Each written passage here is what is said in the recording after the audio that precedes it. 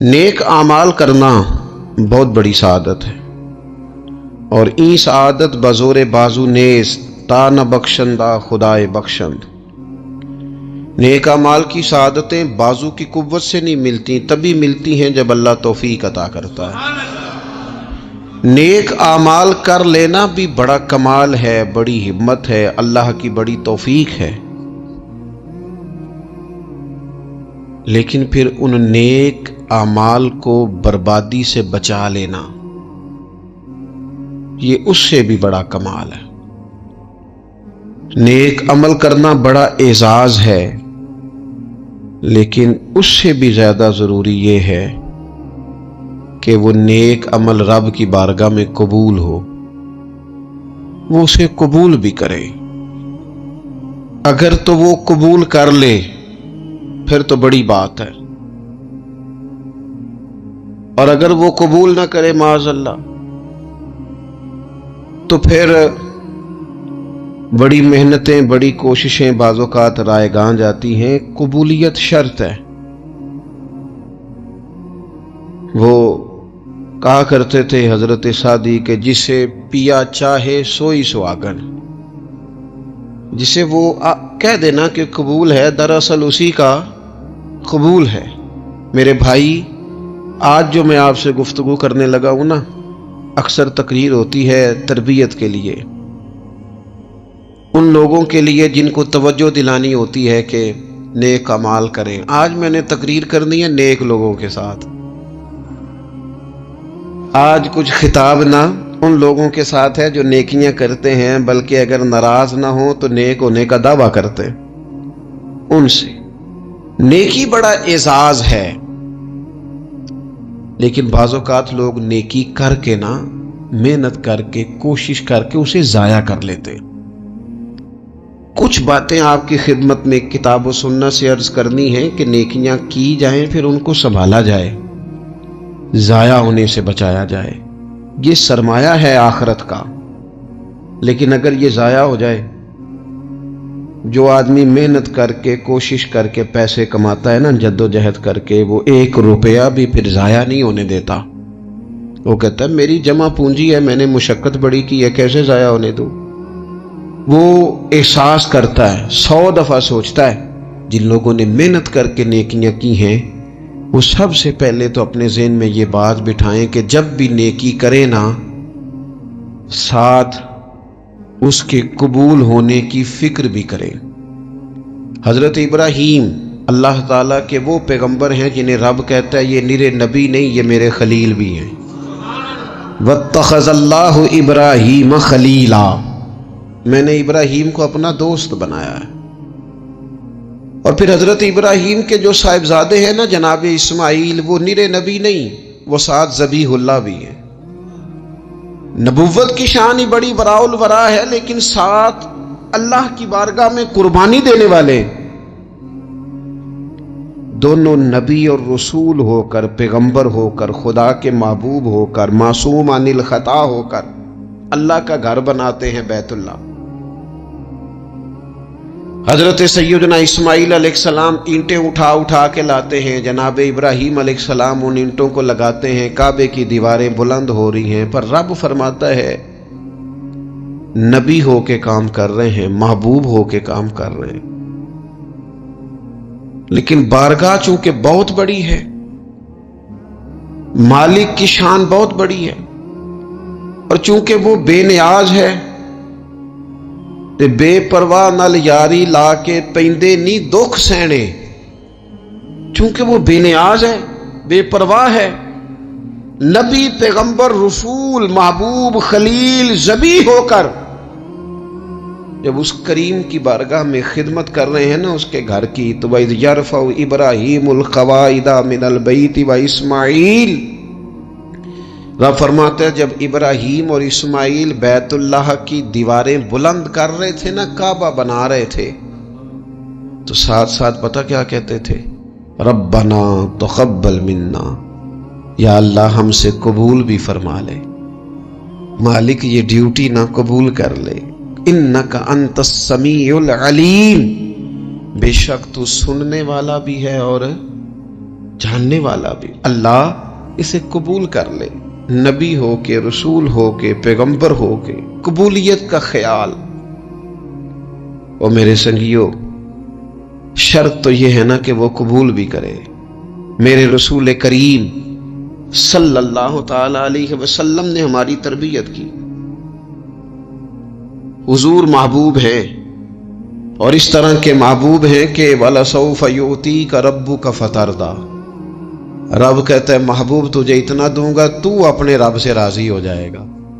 حضرت عائشہ صدیقہ رضی اللہ تعالی عنہا عرض کرتی ہیں، یا رسول اللہ صلی اللہ تعالی علیہ وسلم، میں دیکھتی ہوں آپ کا رب آپ کی بات ماننے میں جلدی فرماتا ہے، آپ کی بات قبول کرنے میں جلدی کرتا ہے، اللہ تعالیٰ آپ کی رضا چاہتا ہے، لیکن نبی پاک صلی اللہ تعالی علیہ وسلم نے ہماری تربیت کے لیے کیا کہا؟ حضور دعا مانگتے، حضور دعا مانگتے، کریم محبوب دعا مانگتے، عمل کرنا اور پھر بتانا اللہ کا فضل ہے جی اتنی نمازیں پڑھتا ہوں، شکر ہے جی اتنی سخاوت کرتا ہوں، بڑی بات ہے جی فلانی جگہ بھی میرا تعاون حاصل ہے، فلان جگہ بھی میں خدمات پیش کرتا ہوں۔ لیکن میرے دوستو، رسول خدا صلی اللہ تعالی علیہ وسلم دعا مانگتے، ابن ماجہ میں موجود ہے، کہتے اللہم انی اسألک، اے اللہ میں تیرا محبوب ہو کے تجھ سے سوال کرتا ہوں، میں تیری بارگاہ کا سوالی ہوں، کس بات کا؟ علم نافعہ، علم دینا پر نفع والا دینا۔ مالک جب تو علم عطا کرے تو وہ والا دینا جو نفع بخش ہو، جو فائدہ مند ہو۔ محبوب دعا مانگتے ہیں اللہ نفع والا علم عطا فرما وعملا متقبلا،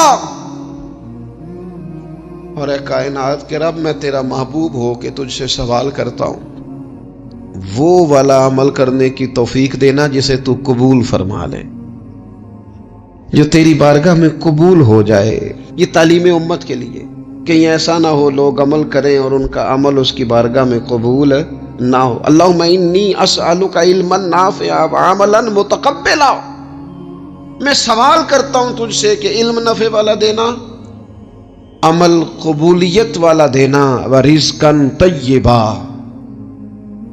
مالک رزق ضرور عطا فرما پر دینا پاکیزہ، طیب، طاہر، صاف ستھرا۔ اپنی زندگی میں اپنے اعمال کی قبولیت کی فکر کرنا۔ حضرت امیر المومنین فاروق اعظم رضی اللہ تعالیٰ عنہ عید کا دن تھا تو رونے لگ گئے۔ میں بڑا حیران ہوتا ہوں کبھی کبھی کہ دنیا میں تو مشہور یہ ہے کہ عمر جلالی بڑے، کتابوں میں تو یہ لکھا ہے کہ ان کا جلال تھا، زمین پہ درہ مارتے تھے تو وہ زلزلہ ختم ہو جاتا تھا، لیکن کبھی پلٹ کے ان کی زندگی پڑھو تو اتنا رویا بھی کوئی نہیں جتنا حضرت عمر روئے۔ عاشق دا کام بھی تے رونا توڑا، اے بینو رویوں نہیں منظوری، عاشق سدا ہی روندا رہندا ہے پاویں وصل ہوئے پاویں دوری۔ گھر میں رو رہے تھے، عید والا دن تھا، گھر والی کہنے لگی آپ کوئی موقع نہیں دیکھتے، خوشی کا مقام ہے اور آپ ہی بتاتے ہیں کہ خوشی کے موقع پر خوشی کی بات ہونی چاہیے، آپ رونے لگ گئے۔ فرمانے لگے بھلی مانس تو ٹھیک کہتی ہے، آج عید ہے، پر عید تو اس کی ہے نا جس کے نماز روزے مالک نے قبول کر لیے، جس کو وہ کہہ دے تیری تراویحاں قبول ہیں، جسے وہ کہہ دے تیرا قرآن پڑھنا سننا قبول ہے، جسے وہ کہہ دے تیری سحری افطاری قبول ہے، اس کی عید ہے۔ لیکن مجھے تو ابھی پتہ ہی نہیں چلا کہ میری یہ چیزیں اس کی بارگاہ عالی مرتبت میں قبول بھی ہیں کہ نہیں۔ قبولیت کی فکر کرنا، قبولیت کا خیال کرنا، قبولیت کی بات کرنا۔ ہمارے استاد صاحب فرمایا کرتے تھے اور وہ رو پڑتے تھے یہ بات کرتے، فرمایا کرتے تھے میں دنیا کا وہ خوش نصیب آدمی ہوں جس کے استاد دنیا میں اس سے راضی گئے۔ فرماتے تھے میں وہ خوش بخت آدمی ہوں جس کے مرشد دنیا سے جب گئے تو مجھ سے راضی گئے، اور کہنے لگے میں خوش نصیب آدمی ہوں جس کے والد دنیا سے گئے تو دعائیں دیتے گئے، اور میں وہ خوش بخت آدمی ہوں کہ ماں جب جا رہی تھی تو میں اس کے پیروں میں بیٹھا تھا. میں وہ خوش نصیب ہوں. فرماتے تھے اماں جب دنیا سے تشریف لے گئی تو مجھ سے راضی تھی. فرماتے ہیں مجھے لگتا ہے، مجھے کرم پر امید ہے کہ رب رسول بھی مجھ سے راضی ہو جائیں گے. مجھے لگتا ہے یہ جو قبولیت نا، قبولیت کہ وہ قبول کر لے، وہ قبول کر لے تو پھر تو بڑی بات ہے. لیکن اگر قبولیت نہیں تو پھر تو بھئی بڑے لوگ ہیں، بڑی باتیں ہیں، بڑے اعمال. اپنی زندگی میں کوشش کریں کہ ایسے اعمال کیے جائیں، ایسے کاموں کو کیا جائے جن سے نا وہ قبول کر لے. کچھ چیزیں وہ قبول کر لیتا ہے. اچھی نیت میں لپیٹ کر عمل کیا جائے تو قبول ہے، اور عمل کر کے نا پھر اس سے ڈرا جائے تو پھر قبول ہے. پھر خوف کیا جائے کہ چونکہ بارگاہ بڑی ہے تو پھر قبول ہے. حضرت سعدی رحمت اللہ نے لکھا ہے کہ ایک درویش کہتا ہے کہ میں نے دیکھا کہ کعبے کا میں طواف کرنے گیا تو رات کے وقت ایک شخص پتھر پہ سر رکھ کے روتا ہے اور کہتا ہے مالک مہربانی کرنا، میں نے 40 سال تیری ڈیوٹی کی ہے، میری کوئی 2-4 دن کی قبول کر لینا. میں نے 40 سال تیری نوکری کی، قبول فرما لینا، قیامت میں رسوا نہ کرنا. وہ شخص کہتے، بزرگ کہتے میں سمجھا کو بڑا گناہگار ہے تو میں جا کے اسے تسلی دیتا ہوں. میں کہتا ہوں کوئی نہیں فکر نہ کر، اللہ بڑا کریم ہے، کوئی بڑا گناہگار ہے، رو رہا ہے.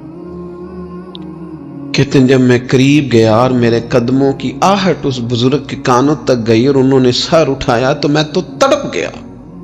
یہ تو بغداد کے پیر غوث اعظم جیلانی ہے.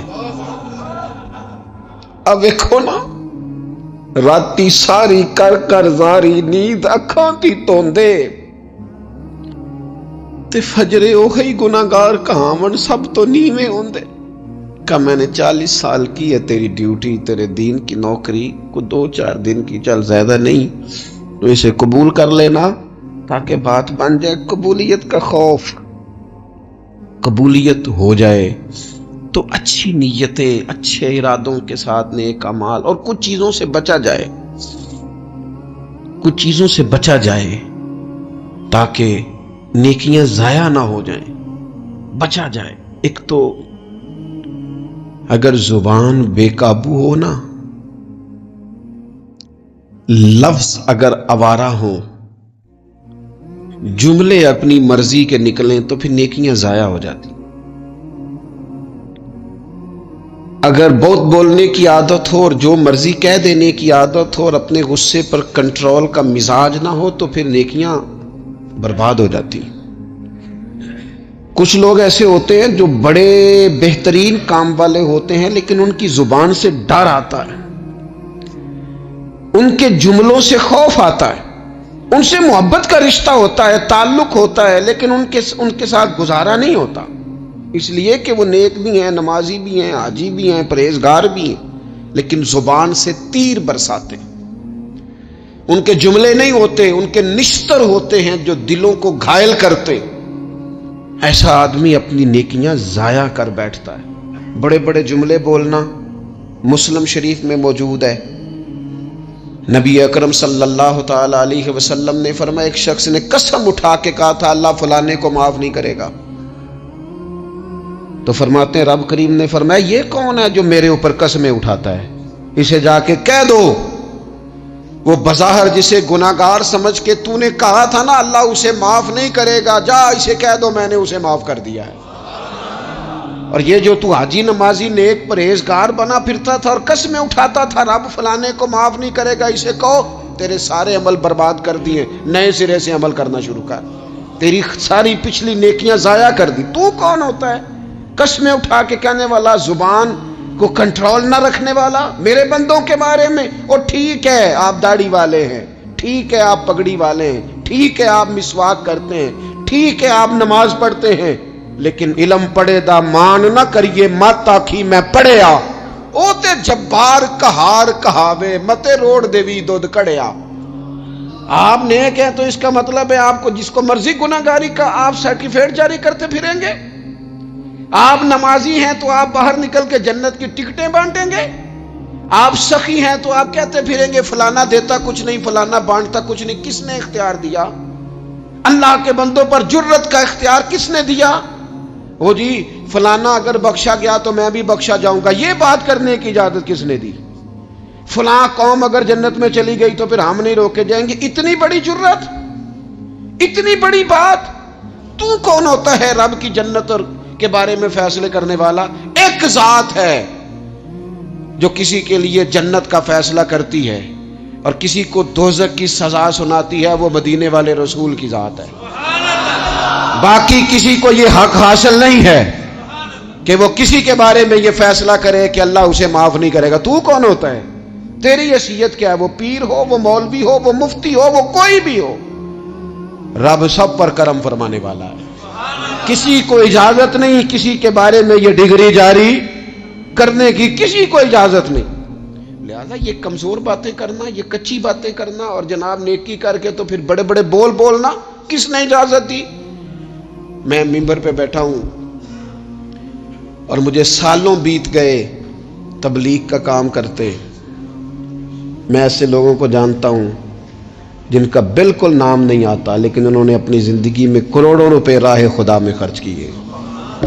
ان کا کہیں ذکر نہیں، کہیں انہوں نے تذکرہ نہیں کیا، لیکن وہ ہر روز رات کو اٹھ کے تہجد پڑھتے.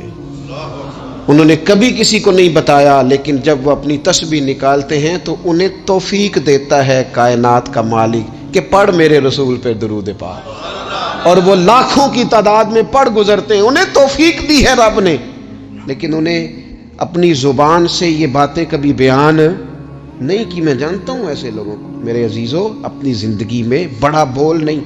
ایک بڑی نیک خاتون ہے، پاک باز ہیں، حضور علیہ السلام کی بارگاہ میں حاضر ہیں. تو انہوں نے صرف اتنا لفظ کہہ دیا کہ یہ فلانی بی بی کا قد چھوٹا ہے، حالانکہ یہ کوئی بڑی بات نہیں. لوگ کہہ دیتے ہیں، اور ہمارے ہاں تو جب کوئی تنقید کرنے پہ آتا ہے تو جو من میں آتا ہے کہہ دیتا ہے. یہ جی اس بی بی کا قد چھوٹا ہے، اتنے لفظ کہہ دیے. تو نبی اکرم صلی اللہ تعالی علیہ وسلم نے فرمایا یہ جو تم نے بات کی ہے نا، اگر تمہارے یہ جملے میں میٹھے پانی والے سمندر میں ڈال دوں تو وہ سمندر کڑوا ہو جائے گا. تم نے کسی پر تنقید کی، کسی کے قد پر اعتراض کیا. یہ تعلیم امت کے لیے حضور نے بات ارشاد فرمائی، ورنہ وہ خاتون ان کی تو بڑی عظمت ہے. لیکن رسول اللہ صلی اللہ تعالی علیہ وسلم نے ہمیں بتایا، ہمیں سمجھایا، ہمیں سکھایا کہ تم اپنے بول کی وجہ سے، اپنے لفظوں کی وجہ سے اپنی نیکیاں ضائع نہ کر بیٹھنا. دعوے نہ کرتے پھرنا زندگی میں کہ میں نے یہ کر دیا، میں نے وہ کر دیا، میں نے بڑے انقلاب برپا کر دیے. او جی اللہ کا فضل ہے جی، اللہ نے بڑی توفیق دی ہے جی، ڈیرے پہ بڑے لوگ روٹی کھاتے ہیں جی، دسترخوان میں نے لگایا ہوا ہے جی، فلانے کے ساتھ بھی میں. او بس کر یار، تو کسی کو کیا دے سکتا ہے؟ یہ دیکھ تو دینے والا تو کریم رب ہے. تو 100 کو دے کے 200 کو دے کے بتاتا ہے، وہ پتہ نہیں کس کس کو عطا فرماتا ہے. حضرت ابراہیم خلیل علیہ السلام بغیر مہمان کے روٹی نہیں کھاتے تھے. ایک دن مہمان آیا، یہ نبیوں کی شان ہے، پیغمبروں کی شان ہے. ایک دن مہمان آیا تو فرمانے لگے بسم اللہ پڑھ. وہ کسی اور نظریے کا تھا، نہ پڑھ سکا. فرمانے لگے جا کہیں اور روٹی کھا لے اگر نہیں پڑھتا تو. اٹھ کے چلا گیا تو رب کریم نے فرمایا خلیل کتنی عمر ہو گئی اس بندے کی؟ مالک بوڑھا ہو گیا ہے. فرمایا اس نے کبھی میرا نام نہیں لیا، میں نے تو ٹکر کبھی بند نہیں کیا. میں نے تو نہیں کبھی بند کیا، میں تو دیتا ہوں، عطا کرتا ہوں. یہاں لوگ کہتے ہیں جا تیری تنخواہ کاٹی گئی، یہاں لوگ کہتے ہیں جا تیرے اتنے دن کے فلاں معاملات ختم ہو گئے، جا نکل ادھر سے، میں دیکھتا ہوں کون تجھے روٹی پہ رکھتا ہوں. بس کر، واللہ خیر الرازقین، رزق دینے والا اور بہتر دینے والا میرا رب کریم ہے. اس لیے بڑے جملے نہیں. میرے نبی اکرم صلی اللہ تعالی علیہ وسلم نے فرمایا بے شک بڑے بول اور بری عادتیں تمہارے نیک اعمال کو اس طرح بگاڑ دیتی ہیں جس طرح سرکہ شہد کو بگاڑ دیتا ہے. لہذا میرے دوستو، عمل کرنا ہے پھر اسے چھپانا ہے، کیونکہ جس چیز کو بندہ چھپاتا ہے نا اسے قیمتی سمجھتا ہے۔ میرا دل کرتا ہے میں یہ بات روز کروں، مجھے پیاری بڑی لگتی ہے، روز کروں یہ بات۔ پاک رسول کی پاک اولاد، عزت والے نبی کا عزت والا گھرانہ، امام زین العابدین، اتنے اتنے موٹے موٹے پشت پر نشان تھے، موٹے موٹے۔ غسل دیا جا رہا تھا تو ساری کمر موٹے موٹے داغ۔ آج کل پیر کا چہرہ بھی نورانی ہونا بڑا ضروری ہے نا، نورانی ہونا۔ او حضرت بلال بھی بڑے ہی پیر ہیں، اگرچہ حبشی النسل ہیں پر بڑے پیر ہیں۔ لہذا یہ کچھ چیزیں ایسی ہیں جو لوگوں نے اپنی مرضی سے طے کر لی ہیں۔ اس میں شک نہیں کہ حضور نے فرمایا ہے کہ جسے دیکھ کے رب یاد آئے وہ اللہ کا ولی ہے، لیکن صرف گورے رنگ دیکھ کے رب یاد نہیں آتا، رنگ سانولا بھی ہو پر رب کے انوار برس رہے ہوں تو رب یاد آ ہی جاتا ہے۔ اور میرے دوست یہ ذرا بات کو سمجھنا اور اسے یاد رکھنا، اتنے اتنے موٹے پشت پر نشان، غسل دیا جا رہا ہے۔ لوگوں نے بیٹے سے پوچھا یہ حضرت صاحب کو کیا ہے؟ تو والد وہاں آرام فرمائے ہیں جہاں غسل دیا جا رہا ہے۔ تو امام باقر رو پڑے، کہنے لگے میرے ابا جی نا اپنی پشت پر تھیلے رکھ کے نا اناج کے، کس کی بات کر رہا ہوں؟ حسین ابن علی کے بیٹے کی، کربلا میں بچنے والے میرے امام کے ایک صاحبزادے، پشت پر بوریاں رکھ کے غریبوں کے گھروں میں پہنچا کے آتے۔ وہ صاحبزادہ صاحب آپ کہاں ہوتے تھے؟ فرماتے میں کہتا تھا میں نہ دے آؤں۔ فرماتے تھے نہیں، اگر تو دینے جائے گا اس غریب کا مجھے نام بھی بتانا پڑے گا جس کو میں لنگر دیتا ہوں۔ یہ میرا اور میرے رب کا راز ہے، میں اس ماڑے بندے کو رسوا کر دوں جس کی صرف بیٹیاں ہی بیٹیاں ہیں، اسے رسوا کر دوں جو بیچارہ۔ فرمایا وہ مجھے بتاتے نہیں تھے، بڑھاپے تک پشت پر بوجھ رکھ کے انہوں نے نبی پاک کی امت کے گھروں تک پہنچایا ہے۔ میرے اسا فرمایا کرتے تھے کسی کی بیٹی کی شادی کرانی ہے پھر خود نہیں شادی پہ جانا۔ حضور کیوں؟ فرمانے لگے بچی کا باپ تو محسن کے پیچھے ہی بھاگتا رہے گا، خود نہ جانا، بس ٹھیک ہے پیچھے پیچھے رہنا، سامنے نہ آنا، پیچھے۔ میرے دوست کبھی بھی کوئی بڑا بول نہیں، اس سے نیکیاں۔ اور پھر ایک اور بات، دل اگر صاف نہ ہو تو بھی مالک نیکیاں قبول نہیں کرتا۔ پاک ہوئے تے پاک ہی ملدا ہی تے بنا پاکوں پاک نہیں ملدا۔ اے سارے وجود دے تون دے نالوں اکو تولا ٹکڑا دل دا۔ یہ جو پاکیزگی ہے نا دل کی، یہ نہ ہو تب بھی نیک اعمال اس کی بارگاہ میں قبول نہیں ہوتے۔ نیک اعمال کی قبولیت کے لیے دل کا صاف ہونا، کشادہ ہونا، کھلا ہونا یہ بھی ضروری ہے۔ دل میں بوجھ ہو، عداوت ہو، حسد ہو، لوگوں کے لیے کینہ بھرا ہوا ہو اور اعمال قبول ہو جائیں نہ۔ اس کریم کے کچھ فیصلے ہیں، وہ اعمال کی قبولیت کے آداب بتاتا ہے۔ وہ کہتے ہیں میری مرضی سے کرو گے تو میں قبول کروں گا۔ حدیث پاک آپ کو صحیح مسلم میں ملے گی۔ نبی پاک صلی اللہ تعالی علیہ وسلم فرماتے سوموار اور جمعرات والے دن لوگوں کے اعمال اللہ کی بارگاہ میں پیش کیے جاتے۔ دو مسلمانوں کے دو بھائیوں کے اعمال رب کی بارگاہ میں پیش کیے جاتے ہیں۔ اعمال ہیں، نیک اعمال ہے، نیکی ہے، نماز ہے، روزہ ہے، حج ہے، زکوٰۃ ہے، صدقات ہے۔ وہ نیک اعمال اللہ کی بارگاہ میں جمعرات اور پیر کو پیش کیے جاتے ہیں۔ رب کریم فرماتے ٹھہر جو ذرا ان کے اعمال کو روک دو۔ یا اللہ کیوں؟ فرمائے اس لیے کہ ان کے آپس میں نا دلوں میں نفرت ہے، گھٹن ہے، عداوت ہے، ان کو ذرا مہلت دو، یہ پہلے صلح کر لیں پھر ان کے اعمال بھی قبول کر لیں گے۔ کہ نہ عداوتیں پالی ہوئی ہیں، اپنے دلوں کے اندر گھٹن پیدا کی ہوئی، اختلاف کہاں نہیں ہوتا، لیکن نفرتیں پیدا کر لینا۔ کیا جرم کیا ہے بھائی نے؟ کون سا کفر کر بیٹھے ہیں رشتہ دار؟ کون سی ایسی بات نکل گئی ہے جو زندگی کے ناطے توڑ کے بیٹھ گئے ہم؟ رب کہتا ہے نہیں قبول ہوں گے ابھی اس کے اعمال، روک دو جب تک یہ آپس میں صلح نہ کر لے۔ مسجد میں بھی پابندی سے آؤ، فجر کی جماعت بھی نہیں چھوٹنی چاہیے، جمعے والے دن بھی وقت پہ آؤ، لیکن اگر قبولیت کرانی ہے تو 20 منٹ نکال کے نا اس رشتہ دار کے گھر بھی چلے جاؤ جس سے ناراضگی چل رہی ہے، تھوڑا سا نا ادھر بھی ایک چکر لگاؤ، اس لیے کہ وہ کہتے ہیں قبول ہی تب کرنا ہے، پہلے یہ والا کام کر، لیکن اندر عداوت سے بھرا ہوا ہو، سینہ بھوک سے بھرا ہوا ہو، تو پھر اس کی روشنی میں جو اعمال کیے جائیں وہ قبول نہیں ہوتے۔ قرآن مجید فرقان حمید نے ایک اور وجہ بھی بیان کی ہے، فرمایا نہیں قبول کریں گے۔ امام شافعی سے ایک بندے نے کہا میرا دل کرتا ہے میں کچھ لوگوں پر خرچ کروں پر مجھے کوئی مستحق بندہ نہیں ملتا، تو امام صاحب ہنس پڑے، کہنے لگا جی آپ ہنسے کیوں؟ فرمانے لگے تو جو کچھ اللہ نے تجھے دیا ہے تو اس کا مستحق تھا، تو حقدار تھا، جب رب نے تجھے بغیر حساب دیا ہے تو اللہ کے بندوں کو ٹٹولتا پھرتا ہے، تو کہتا میں پتہ کروں یہ حقدار ہے کہ نہیں، اور تو اس کے رستے میں بے حساب دے، رب بھی تجھے بے حساب ہی عطا فرمائے گا، تو ڈھونڈتا اور ٹٹولتا پھرتا ہے۔ قرآن مجید نے کہا بڑے بڑے صدقے دینے والوں، خیرات کرنے والوں، اللہ کے رستے میں خرچ کرنے والوں، ایک بات کا خیال رکھنا، تم نے دیا بندے کو ہے پر دیا ہے اللہ کی راہ میں، اللہ کی رضا کے لیے۔ یا ایھا الذین آمنوا لا تبطلوا صدقاتکم بالمن والاذی، اے ایمان والو اپنے صدقے ضائع نہ کر لینا، اور یہ قرآن مجید کے لفظ ہیں، کس طرح؟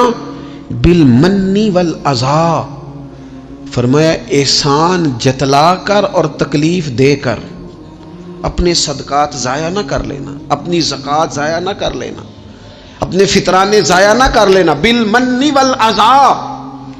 یہ جو دو جملے ہیں قرآن مجید کے، یہ اس عنوان پر حرف آخر ہیں۔ جب بندہ کسی کو احسان جتلا دیتا ہے تو تکلیف خود بخود ہو جاتی ہے۔ بالمن والاذی، تم نہ احسان جتلا کر، والاذی اور تکلیف دے کر اپنے صدقات کو ضائع نہ کر لینا، احسان نہ جتلانا۔ تمہارے صدر الشریعہ بدر طریقہ مولانا امجد علی صاحب اعظمی رحمۃ اللہ لکھا ہے، اگر تمہارے بھائی علیحدہ ہے اور وہ کمزور ہو گیا، اسے زکوٰۃ لگتی ہے، بہن غریب نہیں ہے، ماڑی ہے، اسے زکوٰۃ لگتی ہے، ماموں میں، چاچوؤں میں، ادھر ادھر، اگر کوئی غریب ہے قریبیوں میں اور مستحق ہے زکوٰۃ کا، تو فرماتے ہیں اسے بتاؤ نا کہ میں تمہیں زکوٰۃ دے رہا ہوں، اس کے گھر جاؤ، اسے کہنا یہ میری طرف سے بچوں کے کپڑے لے لینا، اسے کہنا یہ پیسے میری طرف سے بچوں کی عیدی ہے، مٹھائی کا کہہ کے دے آؤ، اسے بتانا نہ، کیوں کہ اسے تکلیف ہوگی۔ احسان جتلا کر تکلیف نہ دو، ماڑا تو پہلے بڑی تکلیف میں، غریبی نے تو بذات خود بڑی آزمائش پیدا کر دی ہے، سب روگاں دا روگ محمد جس دا نام غریبی، کنڈ ولا کے لنگ جاندے نہیں، رشتے دار قریبی، یہ تو بذات خود ایک آزمائش ہے، مزید تکلیف نہ دو کسی کو۔ احسان جتلاتے ہو، بتاتے ہو، فوٹو بازی کرتے ہو، دعوے کرتے پھرتے ہو۔ سنیں صحیح مسلم میں حدیث ہے، نبی اکرم صلی اللہ تعالی علیہ وسلم نے اتنا سخت حکم بیان فرمایا، حضور فرمانے لگے اللہ تعالیٰ قیامت کے دن 3 قسم کے لوگ ایسے ہیں، نہ ان سے کلام کرے گا، نہ انہیں پاک فرمائے گا، نہ ان کی طرف نگاہ ہی کرے گا۔ یا رسول اللہ صلی اللہ تعالی وسلم جلدی بتائیے یہ کون ہے؟ تو حضور فرمانے لگے ایک وہ شخص جو تکبر کے طور پر، دل میں تکبر ہو، تکبر کے طور پر اپنی تہمت کو یا اپنی شلوار کو ٹخنوں سے نیچے لٹکائے کہ پتہ چلے میرے پاس بڑا کپڑا ہے، تکبر کے طور پر۔ اور دوسرا حضور علیہ الصلوۃ والسلام نے فرمایا جھوٹی قسمیں کھانے والا بندہ۔ اور تیسرا حضور فرماتے ہیں جو احسان جتلاتا ہے نا، نہ رب کریم اس کی طرف نگاہ کرم کرے گا، نہ اسے پاک کرے گا، نہ قیامت کے دن اس سے کبھی کلام فرمائے گا۔ ایسے لوگوں کی نیکیاں اللہ قبول نہیں فرماتا۔ اور ایک حدیث پاک اور سنیے، صحیح بخاری میں موجود ہے، اللہ کے پیارے رسول صلی اللہ تعالی علیہ وسلم، یہ اگر ناراض نہ ہو تو نوجوان ذرا غور کریں میری بات پر، میں ظاہر ہے معاشرے کا حصہ ہوں، سوسائٹی میں رہتا ہوں، کچھ چیزوں کو میں قریب سے جانتا ہوں۔ پتہ ہے بندہ نیک کون ہوتا ہے؟ جس کی تنہائی نیک ہوتی ہے۔ جو اکیلے میں نیک ہوتا ہے، تنہائی جس کی پاک صاف ہوتی ہے، اصل میں وہ بندہ نیک ہوتا ہے۔ ہمارے ہاں نا بالخصوص نوجوان نسل سے کہوں گا، تمہارے پاس سہولت آئی ہے موبائل کی، تمہارے پاس سہولت آئی ہے انٹرنیٹ کی، لیکن دیکھنا اس کی وجہ سے کہیں تمہاری تنہائی ناپاک نہ ہو جائے۔ دیکھنا اس کی وجہ سے کہیں تمہارا وہ اکیلے میں جو تمہارا رب رسول سے رشتہ جڑنا چاہیے تھا، سجدے کا نور ہونا چاہیے تھا، اچھی منصوبہ بندی کرنی چاہیے تھی، وہ میلا کچیلا نہ ہو جائے۔ تنہائی جس بندے کی پاک ہوتی ہے وہ نیک ہوتا ہے۔ محفل میں تو ساری اچھی اچھی باتیں کرتے ہیں، محفل میں تو سارے لوگ ہی نیک ہوتے ہیں۔ یہ صحیح بخاری میں حدیث ہے، نبی اکرم صلی اللہ تعالی علیہ وسلم نے فرمایا، میں اپنی امت کے کچھ ایسے لوگوں کو جانتا ہوں جو قیامت کے دن تہامہ پہاڑ کے برابر نیکیاں لے کے آئیں گے۔ تہامہ پہاڑ تھا ایک بڑا سفید رنگ کا، اس پہاڑ کے برابر وہ نیکیاں لے کے آئیں گے، لیکن فرمایا اللہ تعالیٰ ان کی نیکیوں کو ہوا میں اڑا دے گا۔ حضرت ثوبان رضی اللہ تعالیٰ عنہ نے عرض کی، یا رسول اللہ صلی اللہ تعالیٰ علیہ وسلم ہمیں یہ معاملہ کھول کر بیان کر دیں۔ حضور علیہ الصلوۃ والسلام فرمانے لگے، وہ راتوں کو عبادت بھی کرتے ہیں، اللہ کی بارگاہ میں بھی حاضر ہوتے ہیں، لیکن فرمایا ان لوگوں کا مسئلہ یہ ہے، ان کا نقصان یہ ہے، گھاٹا اور خسارہ یہ ہے کہ جب وہ اکیلے ہوتے ہیں تو رب کی حرمتوں کو پامال کرتے ہیں، دین کی حدوں کو توڑتے ہیں، تنہائیوں میں رب کی نافرمانی کرتے ہیں۔ نتیجہ کیا نکلتا ہے کہ وہ جو لوگوں کے بیچ نیکیاں کی ہوتی ہیں، نمازیں پڑھی ہوتی ہیں، عبادتیں کی ہوتی ہیں، صدقات کی ہوتے ہیں، وہ بھی ضائع ہو جاتے ہیں۔ اگر یہ لوگ اپنی تنہائی پاک کر لیں تو ان کی باقی ساری عبادتیں بھی محفوظ ہو جائیں گی۔ اپنی تنہائی پر توجہ دیں، اپنی بالخصوص نوجوانوں، میری آپ سے بڑی درد مندانہ اپیل ہے، اپنی تنہائی میں نا رب کی بارگاہ میں حاضر ہو، اچھے ارادے کرو، اچھی منصوبہ بندی کرو، لمبی دعائیں مانگو۔ اکیلے جب ہو تو پھر نا وضو کر کے رسول پاک کی بارگاہ میں درود و سلام پڑھو، دلوں کو قوت ملے گی، حافظے مضبوط ہوں گے، تمہارے چہروں پر روشنی آئے گی۔ حضور علیہ السلام نے فرمایا شراب جو ہے نا یہ ناپاکی کی جڑ ہے، فرمایا جس نے شراب کو پیا 40 دن تک اللہ اس کی عبادت قبول نہیں فرمائے گا۔ اور حضور علیہ السلام فرماتے ہیں اگر کوئی اس حال میں مرا کہ اس کے پیٹ میں شراب تھی تو وہ جاہلیت کی موت مرا ہے۔ جس طرح جاہلیت میں لوگ مرتے تھے، مجھے بتائیے ایک دفعہ پیے تو 40 دن تک نماز قبول نہیں ہوتی، تو جو عادی ہو خدا را اپنے بچوں کی نگرانی کرے، اپنے دائیں بائیں غور کرے، یہ بہت بڑی مصیبت ہے۔ حضرت مولا علی شیر خدا فرمایا کرتے تھے دریا میں اگر شراب کا قطرہ گرے اور پھر وہ دریا خشک ہو جائے اور پھر نیچے سے گھاس اگائے اور پھر میرا گھوڑا اگر وہ گھاس کھا لے تو میں اس گھوڑے پر سواری بھی نہیں کروں گا، اتنی زیادہ یہ ناپاک ہے، پلید ہے کہ میں اس گھوڑے پر نہیں بیٹھوں گا۔ اس سے احتیاط کی جائے۔ اور پھر میرے نبی اکرم صلی اللہ تعالی علیہ وسلم نے فرمایا 3 طرح کے لوگ ایسے ہیں کہ ان کی نمازیں ان کے کانوں سے اوپر نہیں جاتی، اللہ تعالیٰ کی بارگاہ تک عرش تک پہنچنا تو دور کی بات، کانوں سے اوپر نہیں جاتی۔ 3 قسم کے لوگ ہیں۔ ایک تو حضور فرماتے ہیں بھاگ جانے والا غلام، اس دور میں لوگ غلام خریدتے تھے، جو بھاگ گیا اس کی نماز کانوں سے اوپر تک نہیں جاتی۔